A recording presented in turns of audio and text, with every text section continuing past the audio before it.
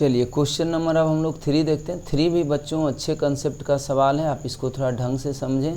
पहले क्वेश्चन आप पढ़ें, देखिए क्या कह रहा क्या, सैंपल ऑफ लिक्विड वाटर लिया गया, H2O लिया गया, उसका मास इतना ग्राम है, ठीक है। उसको भर दिया गया एक खाली कंटेनर में, उस कंटेनर का वॉल्यूम कितना बच्चों 7.6 लीटर। अब थोड़ा ध्यान से इसको समझें कि सवाल कहना क्या चाह रहा है, ठीक है। एक कंटेनर ले लिए, इसका वॉल्यूम कितना है, कंटेनर का वॉल्यूम कितना बच्चों 7.6 लीटर, ठीक है। इसके अंदर वाटर जो भरा जा रहा है वो 18 ग्राम भरा जा रहा है, मतलब 1 मोल भरा जा रहा है। आगे बढ़िए, कितने टेम्परेचर पे रखा हुआ, इसको 27 डिग्री टेम्परेचर पे रखा हुआ। If the vapour pressure of water, VP दे दिया, वेपर प्रेशर ऑफ वाटर आपको पता है 24.63 mmHg, क्लियर है। What weight % of the water will vaporise when the system comes to equilibrium, ठीक है। और आपको ऐसा मानने के लिए बताया जा रहा कि वाटर जो वेपर बनाएंगे ना वो आप आइडियल गैस की तरह एज्यूम करें, ठीक है। ये एक आपका एजम्पशन है और देना भी चाहिए बच्चों, नहीं देगा तो फिर रियल गैस का इक्वेशन तो हम लोग लगा नहीं पाएंगे, बहुत डिफ़िकल्ट होता है वो इक्वेशन, तो सवाल लेंदी हो जाएगा। खैर अगर नहीं भी लिखता तो हम आइडियल गैस ही मान के करते हैं सवाल, जब तक कि रियल बिहेवियर बोला नहीं, ठीक है। रियल बोल देते तब तो रियल लगाना ही पड़ता, उससे बच नहीं सकते। आगे पढ़िए, कहता volume occupied by the liquid water is negligible compare to the volume of the container. और एक बात और ये भी बताया गया कि आप ये ना सोचें कि यहाँ जो वाटर भरे हैं स्वाभाविक है वो भी कुछ ना कुछ तो वॉल्यूम कंटेनर का लिया ही होगा, ठीक है। तो अगर आपका टोटल 7.6 लीटर का कंटेनर था तो कायदे से क्या होना चाहिए था, इसमें जो खाली जगह बचना चाहिए था वो इसमें से कुछ माइनस ही बचना चाहिए था, क्योंकि वाटर अब भरे हैं तो कुछ वॉल्यूम तो वाटर का लेगा ही। लेकिन चूँकि कंटेनर बहुत बड़ा है और उसके अंदर जो आप वाटर का अमाउंट रख रहे हैं ना बच्चों वो ना के बराबर है। ना के बराबर एक होता है ना, जैसे बड़ा सा कंटेनर के अंदर 3 4 5 ड्रॉप मान लिए वाटर दे दीजिए, थोड़ा सा सरफेस भिंगा दीजिए तो वो कितना वॉल्यूम ऑक्यूपाई कर लेगा, ठीक है। तो कुछ उसी तरीके का सिचुएशन है बच्चों, इसीलिए यहाँ पे ये बात लिख दिया है। खैर ठीक है, चलिए ये सारा बात अजम्पशन हो गया। अब दिमाग लगाना आपको ये है कि जैसे ही आप वाटर को इसके अंदर रखे होंगे, ठीक है, और जैसे ये टेम्परेचर 27 डिग्री है, इसका मतलब ये फेनोमेना तो बच्चों स्पॉन्टेनियस है, इसे कुछ करने का ज़रूरत नहीं है, ये आप अपने आप वेपराइज होना चालू हो गया होगा। अब सोचिए कि जब ये वेपराइज होना चालू हुआ होगा, ठीक है, तो वापस यहाँ वेपर्स भी बने होंगे कुछ, और जैसे ये वेपर बने होंगे, एक ड्रॉप भी वेपर अगर बना होगा तो वापस बच्चों फिर से कंडेंस भी शुरू हुआ होगा। मतलब कहीं ना कहीं यहाँ हमें फिर से लग रहा है कि वाटर जो लिक्विड फेज में है और वाटर जो वेपर फेज में है, दोनों के बीच में इक्विलिब्रियम आनी तय है। अब सोचिए जब इक्विलिब्रियम आ जाएगा, इसीलिए बोला भी है क्वेश्चन में कि इक्विलिब्रियम आना है तो आ गया होगा। तो कह रहा बताइए कि अगर इक्विलिब्रियम आ गया है तो उस समय तक कितना ग्राम वाटर वेपर में कन्वर्ट हो चुका होगा। अगर आप ये निकाल पाते हैं तो आप फिर परसेंटेज भी निकाल लीजिएगा। तो हमें अब दिमाग ये लगाना है कि आखिर इक्विलिब्रियम आने तक कितना ग्राम वेपर बन चुका होगा, या आप यूँ कह सकते हैं कि कितना ग्राम लिक्विड वेपराइज हो चुका होगा। हमें निकालना है यही बात। तो हम सोच रहे हैं कि अगर हमें ये पता चल जाए ना कि यहाँ पे कितना ग्राम वेपर बना है, अगर वेपर पता चल जाएगा तो हम आइडिया लगा लेंगे कि यहाँ पे लिक्विड आखिर कितना बचा होगा, या यूँ कह सकते हैं कि कितना लिक्विड वेपर में कन्वर्ट हुआ है, क्योंकि जितना यहाँ वेपर बना होगा उतना ही लिक्विड वेपर में कन्वर्ट भी हुआ होगा। तो सोचते हैं कि ये जो वेपर बना है इसका कैसे मास पता किया जाए। तो हम सोचें कि आखिर ये वेपर है क्या, गैस ही तो है, और अगर ये गैस है इसका मतलब ये हुआ कि ये 27 डिग्री टेम्परेचर पे रखा हुआ, ठीक है, और ये कुछ ना कुछ तो वॉल्यूम ऑक्यूपाई कर रहा होगा। तो वॉल्यूम ऑक्यूपाई कितना कर रहा होगा बच्चों, तो 7.6 लीटर ही करेगा, क्यों करेगा? चूँकि आपको ये बोला ही क्वेश्चन में कि वाटर के द्वारा आप ऐसा माने ही ना कि वो वॉल्यूम कुछ ले भी रहा। आप ऐसा मान लीजिए कि पूरा का पूरा कंटेनर खाली ही है। एक्चुअल में तो खाली नहीं रहा होगा, लेकिन ये जो आपको क्वेश्चन में अजम्पशन मानने कह रहा है, तो उसके अनुसार तो यही मतलब निकलता है। इसका मतलब सोचे कि यार ये वॉल्यूम जो है ना, वेपर जो है, इसका वॉल्यूम भी हमें मालूम चल गया, ठीक है। और ये कितना प्रेशर लगा रहा होगा ये भी हमें मालूम चल जाएगा। कैसे चलेगा वो अभी मैं बताता हूँ आपको। 27 डिग्री सेंटीग्रेड है। तो क्या हम इस PV = nRT वाले फॉर्मूले से इसका मोल नहीं निकाल पाएंगे क्या? बस हमें P पता होना चाहिए। अब सोचिए P कैसे पता चल गया कि वेपर कितना प्रेशर लगा रहा।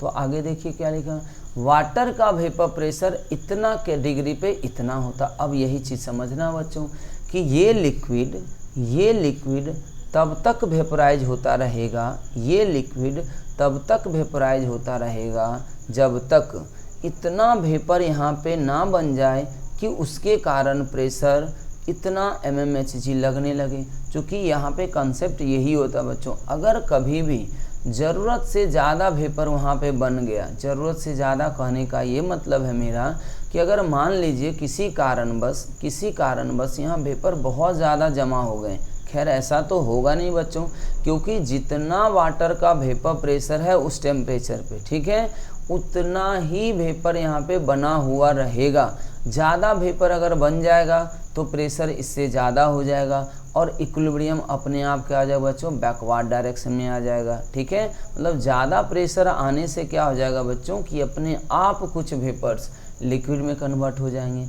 अगर वेपर प्रेशर के इक्वल प्रेशर नहीं लग पा रहा है तो ये लगातार लिक्विड वेपराइज होते रहेंगे।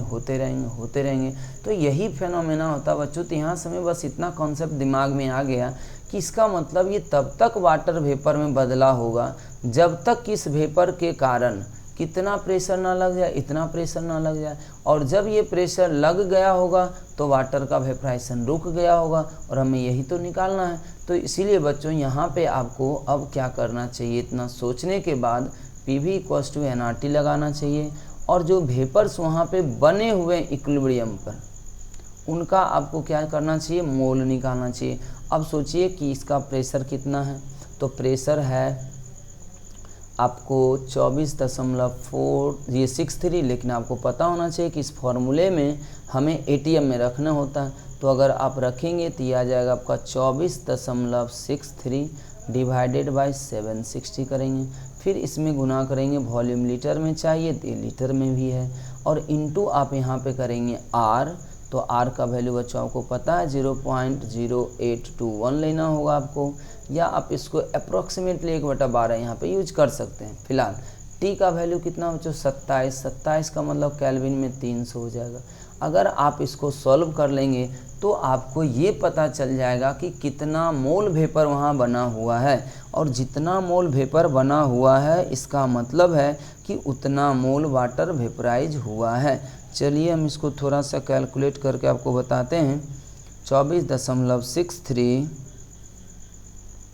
मल्टीप्लाई करना है 7.6, ठीक है बच्चों। तो ये आपका आ रहा है 8187.188, ठीक है।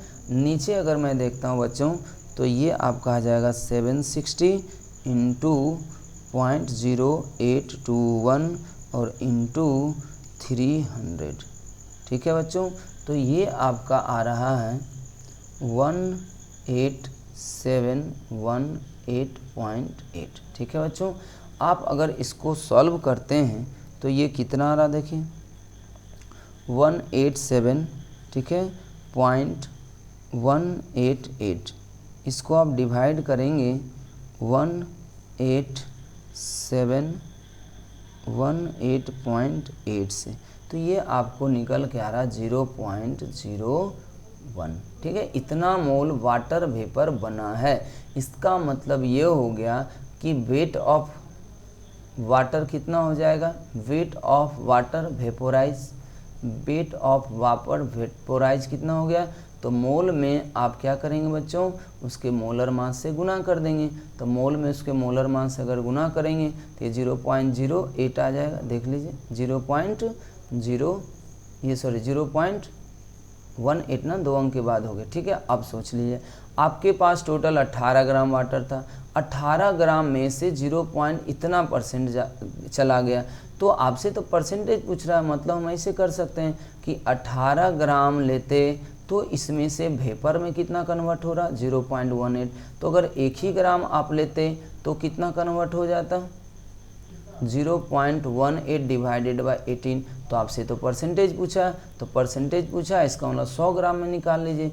तो 100 ग्राम में ये देखिए कितना वाटर वेपर में कन्वर्ट हो जाता बच्चों, ठीक है।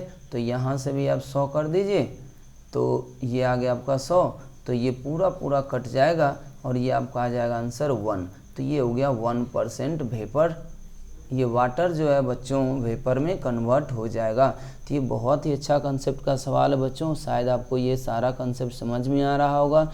मेन बात यहाँ पे बस यही था कि आप ये प्रेशर प्रिडिक्ट कर पाएँ, और प्रेशर प्रिडिक्ट करने का तरीका हम बच्चों आपको बता रखें कि आप अगर कभी भी किसी भी लिक्विड को किसी क्लोज कंटेनर के अंदर रखते हैं तो उस लिक्विड का कुछ पोर्शन वेपर में कन्वर्ट होगा, और वो लिक्विड वेपर में तब तक कन्वर्ट होता रहेगा जब तक कि वहाँ वो उतना वेपर ना बना दे कि वो वेपर उस लिक्विड के उस पार्टिकुलर टेम्परेचर पे जो वेपर प्रेशर होता उसके बराबर ना हो जाए। तो इस तरीके से बच्चों हम लोग ये सवाल कर सकते थे। खैर चौथा नंबर सवाल बहुत आसान है बच्चों, इसमें तो खैर थ्योरी है।